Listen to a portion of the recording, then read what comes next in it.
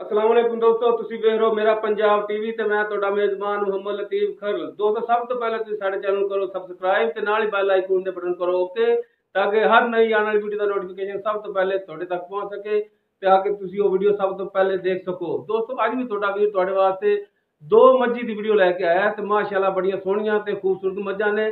ਤੇ ਕੈਮਰਾਮੈਨ ਸਾਹਿਬ ਨੂੰ ਰਿਕੁਐਸਟ ਕਰਾਂਗੇ ਸਭ ਤੋਂ ਪਹਿਲੇ ਮੱਝ ਨੰਬਰ 1 ਜਿਹੜੀ ਉਹ ਤੁਹਾਨੂੰ ਦਿਖਾਣ ਤਸੱਲੀ ਨਾਲ।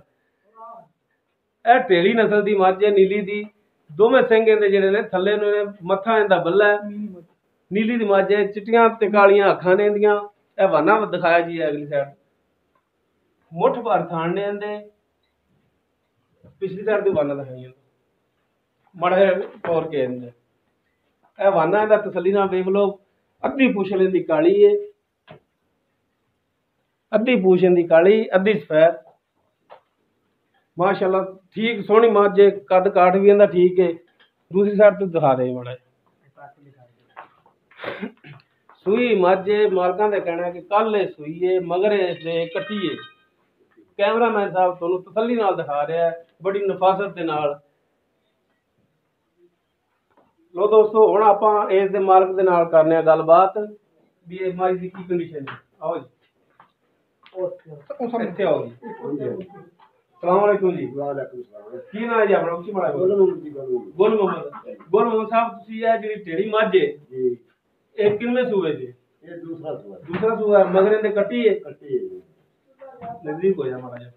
मगर इसदे कट्टी है। हां जी।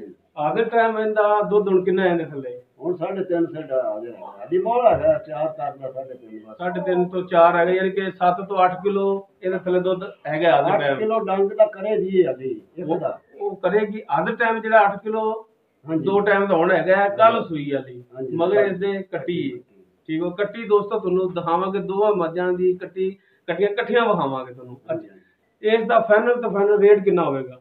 ਫਾਈਨਲ ਜੀ ਅਸੀਂ ਮੰਗਣ ਤੇ ਭਾਵੇਂ 2.5 ਮੰਗ ਲਈਏ, 2.20 ਦੀ ਆਪਾਂ ਦੇਵਾਂਗੇ। 2.20 ਤੁਹਾਡਾ ਰੇਟ ਹੈ। ਜੇ ਕੋਈ ਪਿਆਰ ਮੁਹੱਬਤ ਕਰ ਲਓ ਵਾਧਾ ਘਾਟਾ ਇਹਦੇ ਚ। ਕੋਈ ਦੋਸਤ ਐਸਾ ਹੁੰਦਾ ਹੈ ਕਿ ਕਰਨਾ ਪੈ ਜਾਂਦਾ ਹੈ, ਕਰਨਾ ਤੇ ਨਹੀਂ ਹੁੰਦਾ। ਤੈਨੂੰ ਕਿਹੜੀ ਫੁੱਲ ਹੈਗੀ ਉਹ ਠੀਕ ਹੋ ਗਿਆ ਜੀ।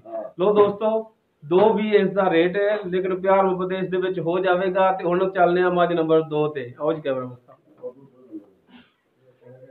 ਇਹ ਕਾਲੀਆਂ ਅੱਖਾਂ ਨੇ, ਉਹਦੇ ਸਿੰਘ ਨੇ, ਕਾਲੀ ਸ਼ਾਹ ਮੱਝ ਹੈ। ਸਿਰਫ ਪੂਛ ਇਹਦੀ ਮਾੜੀ ਜਿਹੀ ਐਵੇਂ 4 ਇੰਚ ਜਿਹੜੀ ਸਫੈਦ ਹੈਗੀ ਹੈ, ਬਾਕੀ ਕਾਲੀ ਸ਼ਾਹ ਮੱਝ ਹੈਗੀ ਹੈ।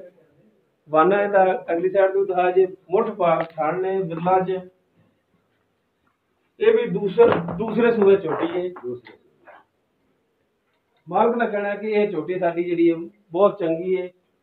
ਤੇ ਮਜ਼ੀਦ ਆਪਾਂ ਇਸ ਦੇ ਬਾਰੇ ਜਿਹੜਾ ਹੈਗਾ ਮਾਲਕ ਨਾਲ ਕਰਾਂਗੇ ਗੱਲਬਾਤ। ਕੈਮਰਾਮੈਨ ਸਾਹਿਬ ਬਹੁਤ ਤਸੱਲੀ ਨਾਲ ਤੁਹਾਨੂੰ ਦਿਖਾ ਰਿਹਾ ਇਹਦਾ ਵਾਨਾ। ਥਣ ਵੇਖ ਲਓ ਗਿੱਲਾਂ ਤੇ ਨੇ। ਆਓ ਜੀ। हाँ जी गुल मोहम्मद साहब, ये दूसरे सूबे ਝੋਟੀ? हाँ जी दूसरे सूबे। मगर इस दे भी कट्टी है? कट्टी। इस दा दुध कितना है? इस दा भी दुध देना ही है जी 3.5 4 डंग दा लीटर, यानी कि 7 तो 8 किलो दो टाइम दा है। कट्टी ਨੂੰ ਚੰਗਾ ਕੇ कट्टी ਨੂੰ ਚੰਗਾ। ਅੱਛਾ ਇਸ ਦਾ ਫਾਈਨਲ ਰੇਟ ਕਿੰਨਾ ਹੋਵੇਗਾ?